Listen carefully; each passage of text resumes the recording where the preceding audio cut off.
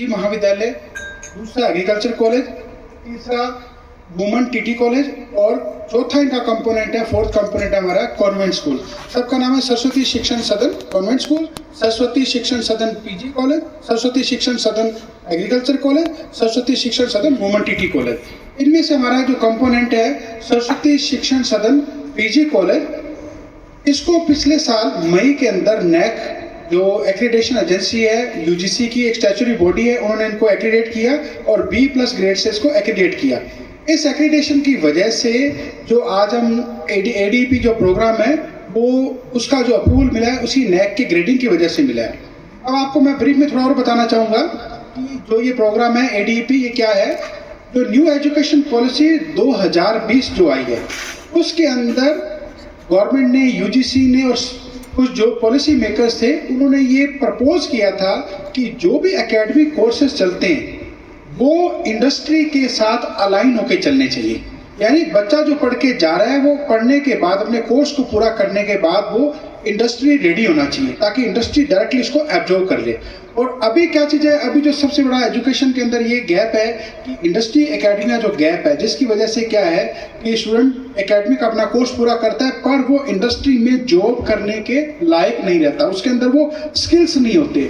उस स्किल्स को डेवलप करने के लिए, इनकलकेट करने के लिए जो ये कोर्सेस हैं वो डिज़ाइन किए गए हैं। इस कोर्सेज की खास बात ये है कि इसमें 2 साल के करिकुलम के लिए जो स्टूडेंट है वो कॉलेज के अंदर स्टडी करेगा रेगुलर मोड में, और 1 साल के लिए वो अप्रेंटिसशिप करेगा किसी इंडस्ट्री के साथ अलाइन होके। और जब वो अप्रेंटिसशिप करेगा तो उसको गवर्नमेंट की तरफ से 12,375 रुपये पर मंथ की स्टाइफंड मिलेगी 1 साल की। तो ये इस प्रोग्राम की खास बात है कि जो भी बच्चा इसमें एनरोल्ड होगा उसको 12,375 रुपये की जो स्टाइफंड है वो सरकार की तरफ से मिलेगी लास्ट साल में जब वो अप्रेंटिसशिप करेगा। तो इसी से इसका जो कोर्स का नाम है apprenticeship embedded degree programme, ADEP जिस प्रोग्राम का नाम है। तो इसके अंदर कई सारे अलग अलग स्ट्रीम के अंदर कोर्सेज जो है चालू हैं। तो एक और खास बात बताना चाहूँगा ADP प्रोग्राम के बारे में। ADP प्रोग्राम को 2020 की जो न्यू एजुकेशन पॉलिसी थी उसमें इसको इंट्रोड्यूस किया गया था, पर इसका जो इम्प्लीमेंटेशन है वो धीरे धीरे हुआ। तो लास्ट ईयर जो सेशन गया 2025-26 का जो सेशन था उसमें जो हमारे स्टेट की जो कॉलेज एजुकेशन को जो एजेंसी देखती है गवर्नमेंट की, commissionerate college education, commissionerate college education ने 12 गवर्नमेंट कॉलेजेस के अंदर एज ए पायलट प्रोजेक्ट की तरह इसको चलाया था इन कोर्सेज को, कि क्या इन कोर्सेज को चलाएं तो क्या बच्चा इसमें इंटरेस्ट लेता है और टीचर किस तरह से इस कोर्स को अलाइन कर सकते हैं, किस तरह से इसको पढ़ा सकते हैं। तो ये सारी चीज़ें देखने के लिए 12 गवर्नमेंट कॉलेजेस के अंदर पिछले साल जो इसके अंदर चलाया गया और वो इनका पायलट प्रोजेक्ट सक्सेसफुल रहा। अभी उसी स्कीम को आगे बढ़ाते हुए इन्होंने टोटल जो गवर्नमेंट के पूरे राजस्थान से 32 गवर्नमेंट कॉलेजेस को सिलेक्ट किया गया। 12 पहले से थे, 20 और बढ़ा दिए गए, तो टोटल हो गए 32। इसके अलावा 17 प्राइवेट कॉलेजेस को इसके अंदर इंक्लूड किया गया है। 17 और बड़े प्राउड की बात है, हमारे लिए बड़ा एक हर्ष का विषय है कि उन 17 कॉलेजेस जो प्राइवेट कॉलेज है उनमें से हमारा भी एक सरस्वती शिक्षण सदन पीजी कॉलेज है, वो भी हमारा सेलेक्ट हुआ है इस प्रोग्राम के लिए।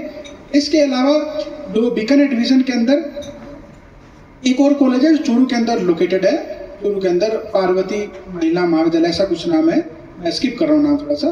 तो वो गर्ल्स के लिए 2 कॉलेजेस को अप्रूवल मिला है इस बात के लिए कि आप ये ADP प्रोग्राम शुरू करें। और इसके अलावा 4 प्राइवेट यूनिवर्सिटियों को भी अलाउ किया है गवर्नमेंट ने, स्टेट गवर्नमेंट ने इसको चलाने के लिए। जयपुर में लोकेटेड है चारों। तो total 32 CA government college, 17 private colleges और 4 प्राइवेट यूनिवर्सिटीज के अंदर। अब आगे की बात आते हैं। तो इसमें था कि आज जो वार्ता रखी गई थी, आपसे पहले एक मीटिंग रखी गई थी हमने कुछ इंडस्ट्री स्टेक होल्डर के साथ। तो 13 मार्च को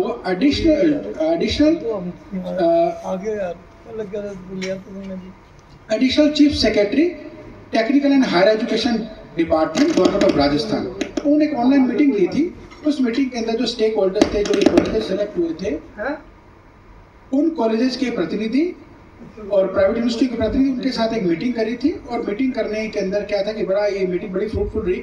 उसमें हमारे कॉलेज की तरफ से भी रिप्रेजेंटेशन किया गया और हमने उनको ये बताया कि हमारा जो गंगानगर, श्री गंगानगर जो एरिया है वो एग्रीकल्चर डोमिनेटेड एरिया है। यहाँ पर बहुत ज़्यादा एग्रीकल्चर होती है और एग्रीकल्चर होने के साथ साथ क्या चाहिए, रीकू क्षेत्र के अंदर हमारे क्या चाहिए एग्रो फूड बेस्ड इंडस्ट्रीज काम करती है, जो कि 30 से प्लस 35 से प्लस जो इंडस्ट्रीज है वहाँ काम कर रही है। तो इनको भी कई तरह की वर्क फोर्स चाहिए होती है, और हमें आप इस तरह का कोई कोर्स दीजिए जिससे क्या चीज़ है कि हम इन इंडस्ट्रीज के लिए जो वर्क फोर्स है वो रेडी कर सकें। तो हमने उनके लिए एक नया कोर्स प्रपोज किया था, जो था बीएससी प्रोग्राम है